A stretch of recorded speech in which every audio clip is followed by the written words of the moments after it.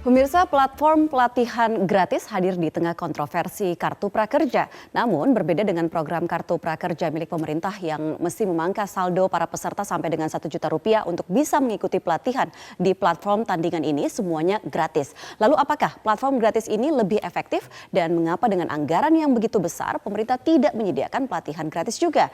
Nah, salah satu inisiator prakerja.org yaitu platform tandingan ini yaitu Andri Wekusuma mengatakan bahwa pembuatan prakerja.org ini sebagai upaya gotong royong dan ini ternyata mendapat animo tinggi dari masyarakat termasuk juga untuk aktif terlibat. Kita akan lihat apa saja fakta yang bisa ditemui dari situs tandingan Kartu Prakerja milik pemerintah ini. Nah, kita lihat. Ya, ini dia di situs prakerja.org ini ternyata bermula dari rasa miris akan adanya program populis pemerintah. Kemudian juga ini bersifat pendidikan dan bukan untuk keperluan komersil. Ini dikatakan di situs ini tidak mengutip biaya apapun dan tidak menarik keuntungan apapun secara komersial. Serta juga tidak memberikan insentif apapun kepada pihak manapun terkait konten yang dipublikasikan. Dan tak hanya itu, di laman tersebut ini juga menyatakan misalnya ada iklan, donasi ataupun pendapatan lainnya, maka ini akan digunakan seluruhnya untuk pembiayaan operasional. Nah, dari yang semula hanya ada 168 materi pelatihan, kini sudah ada ribuan materi pelatihan yang bisa diakses oleh pengunjung situs tanpa harus mendaftar. Ada 5 klasifikasi besar jenis pelatihan yang bisa diikuti di situs ini. Ada wirausaha dan ide bisnis, kemudian ada pengembangan diri, bisnis dan keuangan, kemudian ada teknologi dan software, serta juga ada bisnis digital. Ada juga kelas training yang diberikan secara live. Nah, wajar kalau kita lihat dari poin-poin ini terlihat menarik dan juga kontras kalau dibandingkan dengan apa yang disiapkan pemerintah lewat program pelatihan di Kartu Prakerja yang digulirkan pada April 2020 lalu. Di mana banyak sekali pihak yang menyoroti efektivitas pelatihan online berisi materi dasar yang rata-rata harganya itu Rp260.000, sementara di sini gratis. Lalu apakah memang situs atau platform tandingan ini lebih baik atau lebih efektif? Nah, ternyata pemirsa belum tentu juga. Kita akan lihat kalau sekilas ada perbandingan yang dilakukan oleh beberapa atau sejumlah pihak. Contohnya ini ada salah satu, kita lihat grafik berikutnya. Ini ada salah satu materi di situs prakerja.org yang bisa diakses gratis. Dan ini juga materi serupa atau konten serupa ini juga bisa diakses atau dimiliki di YouTube. Nah, dengan judul serupa ini juga atau materi serupa juga ada di platform yang disediakan oleh milik pemerintah di prakerja.go.id. Bedanya kalau misalnya di prakerja.org ini materi durasinya sekitar 10 menitan. Nah, kalau di prakerja.go.id materi yang diberikan ini durasinya sampai hitungan jam. Kemudian ada pula ujiannya. Nah, setelah itu pun juga mendapat sertifikat. Jadi kalau di situs tadi ini merupakan materi yang sebenarnya bisa Anda tonton atau Anda dapatkan gratis di aplikasi YouTube seperti itu dan kemudian diupload atau dipasang juga, ditampilkan di situs prakerja.org. Tentunya ini sudah melalui persetujuan dari si pembuat konten. Nah, memang walau harus diakui masih banyak pertanyaan lain yang belum terjawab jelas dari program Kartu Prakerja, termasuk juga soal efektivitas pelatihan berbayar ini.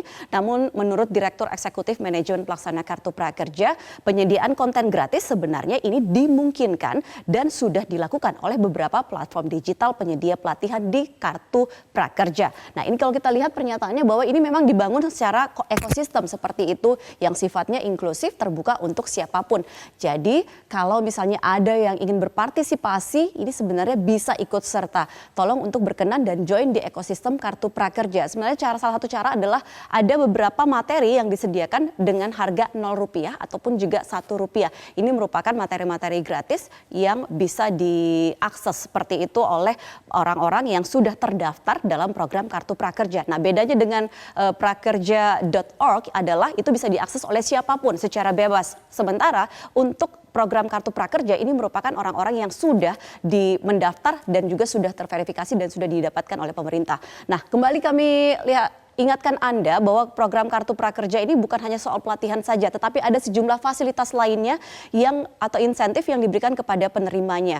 Ini dia, ada bagi peserta ada 5,6 juta orang pekerja informal dan pelaku UMKM yang menjadi peserta. Kemudian insentifnya ini sebesar Rp2,4 juta per orang. Lalu ada anggarannya ini naik dari sebelumnya 10 triliun rupiah, lalu kemudian karena ada pandemi COVID-19, kemudian ini anggarannya pun naik drastis 2 kali lipat menjadi 20 triliun rupiah. Lantas ini juga ada manfaat sebenarnya yang totalnya itu 3,55 juta rupiah per orang. Ini adalah di dalamnya sudah termasuk selain insentif juga masuk biaya pelatihan 1 juta. Itulah dia yang bisa untuk mengikuti program-program pelatihan secara online yang disediakan. Lalu juga ada biaya survei kerja 150.000 yang dibayarkan langsung kepada lembaga pelatihan. Nah, memang pemirsa bahwa program Kartu Prakerja ini merupakan salah satu jaring pengaman sosial dalam menghadapi ancaman pemutusan hubungan kerja atau PHK di tengah masa pandemi COVID-19 yang sedang kita hadapi saat ini. Bantuan pendapatan ini diharapkan mampu untuk mengurangi beban hidup dan tentunya tekanan ekonomi para peserta, juga meningkatkan daya beli masyarakat sebanyak 5,6 juta pekerja informal.